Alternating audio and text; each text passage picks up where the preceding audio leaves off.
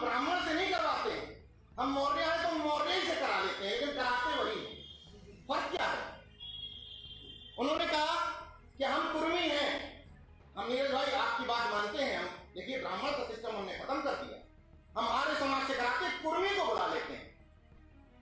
संपूर्ण क्रांति, जिस संपूर्ण क्रांति की बात बाबा साहब, कांसीराम साहब, महामना रामस्वरूप वर्मा, जगदेव बाबू कुशवाहा, महाराज सिंह भारती, पेरियार लले यादव और रामास्वामी पेरियार नायकर जिस संपूर्ण क्रांति की बात करते थे, हमें उस संपूर्ण क्रांति की बात करनी पड़ेगी।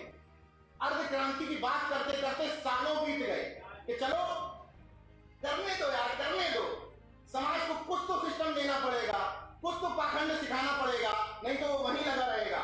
अगर आपका तरीका ठीक होता तो अभी तक आप सफल हो गए होते।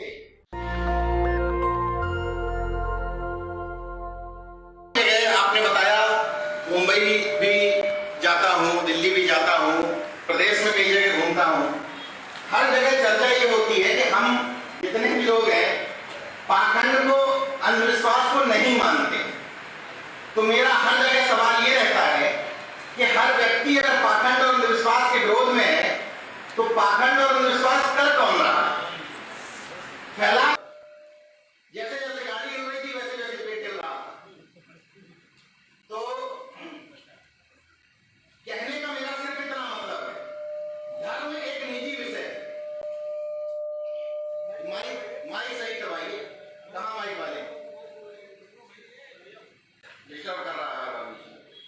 मेरा कहने का सिर्फ इतना मतलब है कि धर्म नितांत निजी विषय। मेरे या श्री राम मौर्य जी या चंद्रभूषण जी से कहने के अनुसार आप लोग धर्म का त्याग न करें, लेकिन धर्म अगर निजी विषय है तो उसमें सरकारी मशीनरी इन्वॉल्व नहीं होना चाहिए, क्योंकि सरकारी मशीनरी से धर्म के प्रति पैसा लगाने का मतलब है कि संविधान की मूल भावना से छेड़छाड़ किया जाना। संविधान की प्रस्तावना में लिखा हुआ है कि भारत धर्मनिरपेक्ष देश है। धर्मनिरपेक्ष मतलब किसी भी धार्मिक गतिविधि में सरकार की तरफ से पैसा लगाना संवैधानिक मूल्यों का उल्लंघन है। लेकिन लगातार आप लोगों के वोट से चुनी हुई तानाशाही सरकार, जिसको हमने तथाकथित लोकतंत्र के माध्यम से चुना है, यानी कि लोकतंत्र के सिस्टम से चुनी हुई सरकार तानाशाही हो जाती है।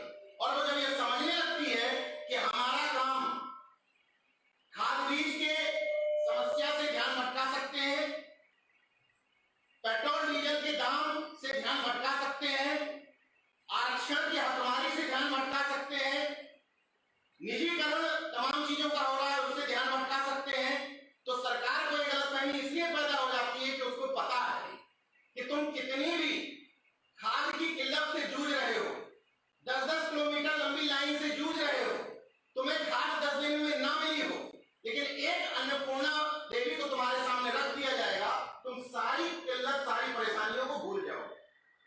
तो सरकार को एक गलतफहमी अगर है तो सवाल यह है कि इस गलतफहमी का जिम्मेदार कौन है? हमें केवल समस्या नहीं बतानी है।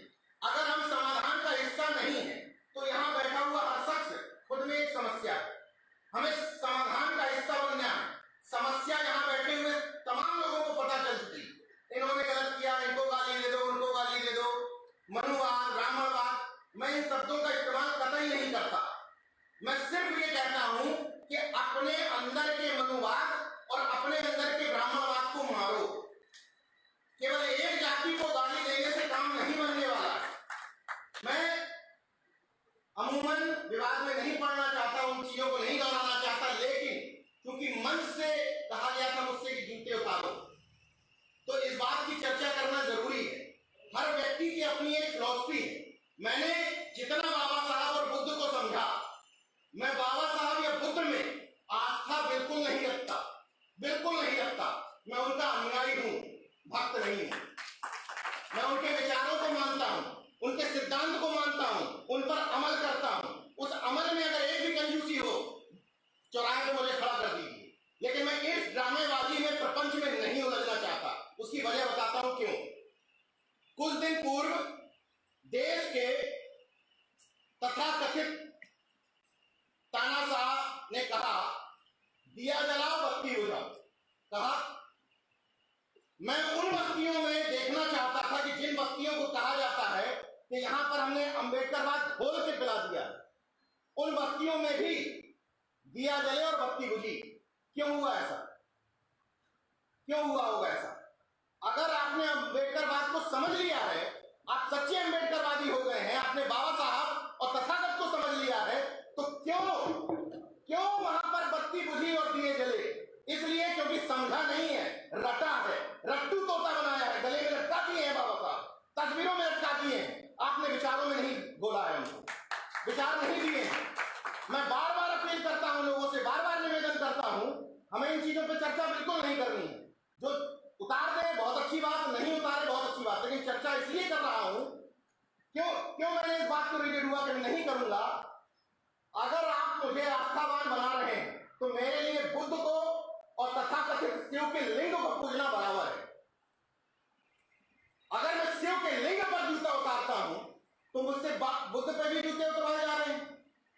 कौन से त्रिपटक में, कौन से बुद्ध के धम्म में, कौन से सिद्धांत में लिखा हुआ है कि तस्वीर पर फूल चढ़ाते हुए जूते उतारने हैं? वहीं से चोरी किया हुआ सिस्टम है जो अपने लोगों को सिखा रहे हैं। इसीलिए ये पाखंड और अंधविश्वास बार बार पुनर्जीवित होता है, बार बार तरीका बदल जाता है। उन्होंने कहा हम थोड़ा सा सिस्टम हमने चेंज किया है, हम ब्राह्मण से नहीं करवाते हैं, हम मौर्य हैं तो मौर्य से करा लेते हैं, लेकिन कराते वही हैं। फर्क क्या है? उन्होंने कहा कि हम कुर्मी हैं, हम नीरज भाई आपकी बात मानते हैं, हम देखिए ब्राह्मण का सिस्टम हमने खत्म कर दिया, हम आर्य समाज से कराते कुर्मी को बुला लेते हैं। संपूर्ण क्रांति, जिस संपूर्ण क्रांति की बात बाबा साहब, कांसीराम साहब, महामना रामस्वरूप वर्मा, जगदेव बाबू कुशवाहा, महाराज सिंह भारती, पेरियार ललई यादव और रामास्वामी पेरियार नायकर जिस संपूर्ण क्रांति की बात करते थे, हमें उस संपूर्ण क्रांति की बात करनी पड़ेगी। अर्ध क्रांति की बात करते करते सालों बीत गए कि चलो करने दो यार, करने दो, समाज को कुछ तो सिस्टम देना पड़ेगा, कुछ तो पाखंड सिखाना पड़ेगा, नहीं तो वो वहीं लगा रहेगा। अगर आपका तरीका ठीक होता तो अभी तक आप सफल हो गए होते। मतलब जिन लोगों ने आधे आधे सिस्टम अपनाए वो तरीका ठीक नहीं था।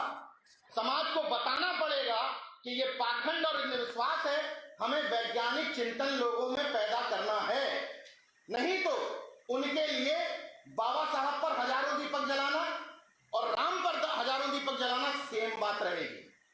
आपको बताना पड़ेगा कि ज्ञान के दीपक का मतलब एक दीपक होता है, हजारों दीपक नहीं होते।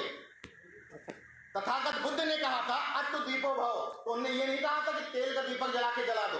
अट्ट दीपो भव का मतलब कहा था अपना दीपक स्वयं बनो, मतलब दूसरे पर निर्भर होने की बजाय खुद सोचो, खुद समझो, खुद जानकार बनो। यहाँ जितने लोग बैठे हुए हैं, हम लोग लखनऊ से आए हैं, तमाम लोगों के परिचय अलग अलग बताए जाएंगे। इन लोगों में से आप लोगों के काम कोई नहीं आएगा। आपके काम कौन आएगा? आपकी जागरूकता, आपकी सजगता, आपकी मेहनत, आपकी लगन, आपका हौसला।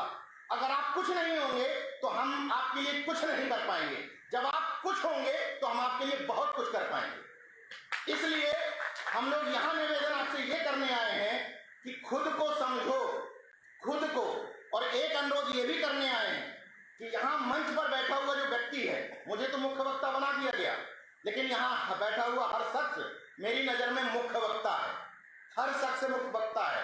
यहाँ से निकलने के बाद आपको रोना पीटना नहीं है कि मीडिया हमारी बात नहीं सुनता है, फलाने हमारी बात नहीं सुनते हैं। यहाँ बैठे हुए हर शख्स जिसके हाथ में मोबाइल है वो अपने आप में पत्रकार है। यहाँ से निकलने के बाद 3 फोटो खींचिए कार्यक्रम की, 3 लाइनें लिखिए, कुछ मत लिखिए, लिख दीजिए बहुजन बुद्धिजीवी महासभा की सौजन्य से एक कार्यक्रम का आयोजन गोरखपुर में, इतना ही प्रसारित कर दीजिए। कोई मीडिया, कोई मनुवादी मीडिया, कोई कॉर्पोरेट मीडिया, कोई भांड मीडिया, कोई गोदी मीडिया आपको नहीं छापेगी, फिर भी आपका मुद्दा हजारों लोगों तक पहुंच जाएगा। अब दीपो बनो और अपना मीडिया खुद बनो। रोना पीटना बंद करो। यहाँ बैठा हुआ हर शख्स, जितने लोग आए हैं, गिनती में गिने थे मैंने, 40 से 50 संख्या रही होगी। इतनी संख्या का व्यक्ति अगर गांव में जाकर के पान की दुकान पर खड़ा होकर करके लोगों को सिर्फ इतना समझा लेता है कि तुम अगर किसान हो, देखिए किस पार्टी को आपको वोट करना है नहीं करना ये मेरा विषय नहीं है, वो आप समझिए। मेरा विषय सिर्फ इतना है कि जिस पार्टी को वोट करना है उस पार्टी के लिए मुद्दा आपका अपना होना चाहिए।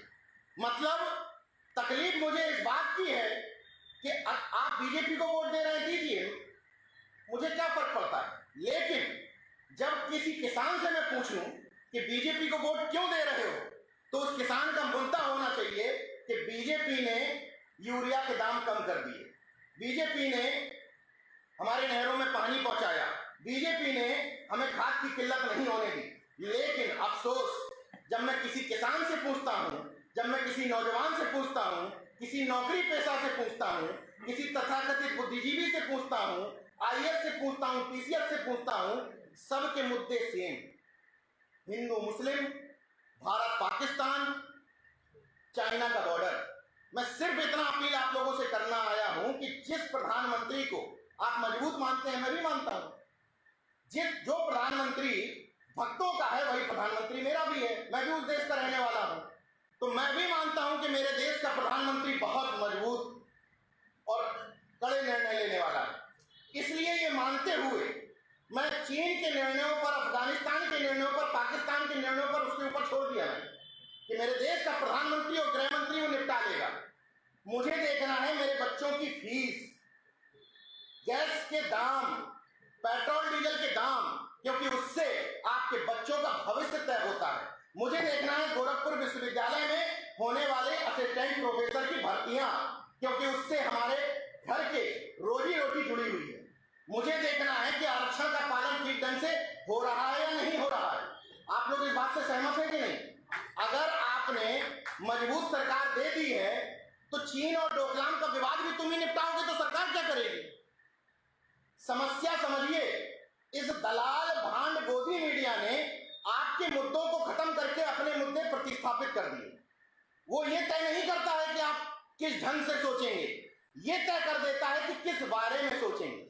वो ये नहीं कहता कि भारत पाकिस्तान के बारे में आप क्या सोचेंगे, लेकिन ये तय कर देता है कि पान की दुकान पर खड़े होकर के सिर्फ भारत पाकिस्तान के बारे में ही सोचेंगे, सिर्फ उस कंगना राणावत के बारे में ही सोचेंगे। बहुत सारे लोगों ने मुझे फोन किया कि आप कंगना पर वीडियो नहीं बना रहे हैं। मैंने पूछा कौन कंगना? बोले अरे यार नीरज भाई, आप इतने जागरूक होकर के कंगना राणावत को नहीं जानते। तो मैंने कहा मैं हकीकत में नहीं जानता कि कंगना राणावत कौन है। इसलिए मेरा कहने का मतलब समझिए, उनके मुद्दों पर पक्ष या विपक्ष में चर्चा करने की बजाय अपने मुद्दे ठोकने हैं। जब सामने कंगना राणावत की बात करें, तुम जातिवाद जनगणना की बात करो। जब वो 14 कोसी परिक्रमा की बात करें तो तुम आरक्षण की बात करो। जब वो दीपक जलाने की, दिए जलाने की, दीपोत्सव की बात करें तो उस समय तुम खाद बीज की किल्लत की बात करो। उनके मुद्दे में अपने मुद्दे ठोक दो, मुंह बंद हो जाएगा। लेकिन यहां पर एक सीगुफा तोड़ा जाता है। क्या पता नहीं है कंगना राणावत को कि मैं जो बेवकूफी का बयान दूंगी इसका रिजल्ट क्या होगा? पता है, लेकिन उसको पता है कि देश की जनता को इसी में उलझा दो। पक्ष में बोलो या विपक्ष में बोलो, बोलो कंगना पर। बोलना ही नहीं है, इग्नोर। सिर्फ बोलना है जातिवाद जनगणना चाहिए, सिर्फ बोलना है आरक्षण और हिस्सेदारी प्रतिनिधित्व चाहिए, सिर्फ बोलना है खाद बीज के दाम कम चाहिए, पेट्रोल डीजल सस्ता चाहिए, रोजगार चाहिए, रोटी चाहिए, स्वास्थ्य चाहिए। जब कोई घर पर आपके जनप्रतिनिधि वोट मांगने आए तो जाति का समीकरण मत बैठा लो, उससे पूछो। जैसे आज तमाम लोग रोते घूम रहे हैं, नुपेंद्र मेरे साथ थे, गोरखपुर में एंट्री हुई, मैंने कहा बताओ यार, मुख्यमंत्री का शहर है, धूल ही धूल, जाम ही जाम, काय की राजनीति, काय का विपक्ष? क्या विपक्ष की बात है इसमें? कोई चल के देख ले अगर गलत बोल रहा हूं। मुख्यमंत्री के शहर में घुसने के बाद धूल, जबरदस्त जाम, ये क्यों नहीं दिखाई देता है? इसलिए क्योंकि धर्म की अफीम खाए हुए हैं, मदमस्तक हैं, बच्चों को कांवड़ यात्रा ढोने में लगा रखा। तो स्वाभाविक तौर पर नरसिंह पटेल अज्ञानी जी, सामाजिक कार्यकर्ता हमारे बीच में आ गए हैं। जितने भी लोग आए हैं सभी लोगों का स्वागत है उनके साथ में। तो मेरा कहने का सिर्फ मतलब ये है कि जब खुली आंखों से आप देखेंगे तो आपको ये सारी सच्चाई, सारे नजारे समझ में आएंगे।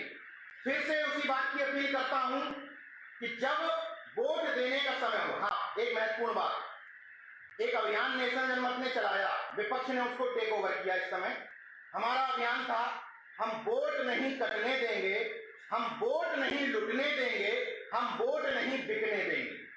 वोट किसी को भी जाए, लेकिन पहले निर्धारित ये करना है कि वोट जाए। मेरा कहने का मतलब है कि तमाम लोग जो यहाँ बैठे हुए हैं, जब वो वोट डालने जाते हैं तो पता चलता है कि वोट ही काट दिया गया। तो पहला तो आपको नजर और निगाह इस बात पर रखनी है कि आपको वोट डालने को तो मिले, लोकतंत्र के इस महापर्व में शामिल तो हो पाओ, क्योंकि आपकी अनभिज्ञता से, आपकी जागरूक न रहने की वजह से हजारों लाखों लोगों के वोट काट दिए जाते हैं। यहाँ बैठे हुए तमाम शख्स की जिम्मेदारी है कि जब वो गांव में, पड़ोस में, मोहल्ले में पहुंचेंगे, इन सब बातों को वहां दोहराएंगे, लोगों को इस बात को लेकर के जागरूक करेंगे कि मतदाता सूची में जाकर के चेक करिए कि लोगों के वोट कट तो नहीं गए हैं। पता चला बिना डाले पहले ही खेल हो गया। तो वोट कटने, बिकने और लुटने नहीं देना। इतनी ही बातें आप लोगों से करने आया था। मीडिया को देखते समय घर की महिलाओं को जागरूक करिए। पाखंड और अंधविश्वास को किस तरीके से आपके खून में घोला जा रहा है। पहले उन्होंने रामायण महाभारत की सीरीज चलवाई। जब लगा कि पाखंड अंधविश्वास पर प्रहार होने लगा है तो बच्चों को पकड़ाने के लिए उन्होंने बाल गणेशा पकड़ा दिए, बाल हनुमान पकड़ा दिए। महिलाओं को दिखाने के लिए चुड़ैल सीरियल बना दिया, नागिन बना दिया, डायन बना दिया, सब आ रहे हैं वर्तमान। ये सब बनाए जाते हैं ये चेक करने के लिए कि तुम कितने जागरूक हुए हो। याद रखिए, इससे पहले एक बार मुंह नुचवा आया था। उस समय याद करिए कि किसकी सरकार थी। मुंह नुचवा जब आया था, मुंह नुचवा के बाद चोटी कटवा आया, उस समय किसकी सरकार है। दोनों सरकारों को याद कर लीजिएगा, गूगल में चेक कर लीजिएगा, मुझे बताने की जरूरत नहीं है कि कौन सी सरकारें थी, क्यों आया। यहां बैठे हुए किसी भी शख्स के घर परिवार में बता दीजिए किसी की चोटी कटी थी। एक भी उदाहरण बता दो, सारा मन छोड़ दूंगा। है कोई उदाहरण? किसी का मुंह नोचा गया था? नहीं। लेकिन फिर भी अफवाह का बाजार देखिए कि मुंह नोचवा भी आया और चोटी कटवा भी आया। अफवाह तंत्र ऐसे ही काम करता है। तो ये आया क्यों? आया इसलिए सरकारें समय समय पर चेक करती रहती हैं कि कितने चूतिए बचे हैं। तो मुंह नोचवा जब आया तब उन्होंने चेक किया। अभी बेवकूफ बनाया जा सकता है। अभी ना रोजगार देने की जरूरत है, ना स्वास्थ्य देने की जरूरत है, ना चिकित्सा, ना रोजगार, कुछ नहीं। धर्म पकड़ाया, काम चल जाएगा। फिर सरकार आई, उन्होंने कहा अब चोटी कटवा भेजो। चोटी कटवा आया, फिर देखा उन्होंने, साले अभी भी वही चलता रहेगा हमारा सिस्टम। कोई वादे, कोई घोषणा करने की जरूरत ही नहीं है। किस हैसियत से आप अपने विधायक और सांसद से कहोगे कि हमारा रोड नहीं बना? तुम्हारा एजेंडा था रोड। वोट डालते समय यहां बैठे हुए किसी भी शख्स का एजेंडा ये रहता है अपने विधायक से कि हमें रोड चाहिए, स्कूल चाहिए, चिकित्सालय चाहिए? किसी का नहीं रहता। एजेंडा क्या रहता है? हमारी जाति के महापुरुष, किसी का नहीं रहता। मूर्ति कितनी बड़ी लगाओगे, उससे दूध गिरेगा। हमारी जाति के महापुरुष की जयंती पर छुट्टी करवाओगे कि नहीं करवाओगे सरकार से?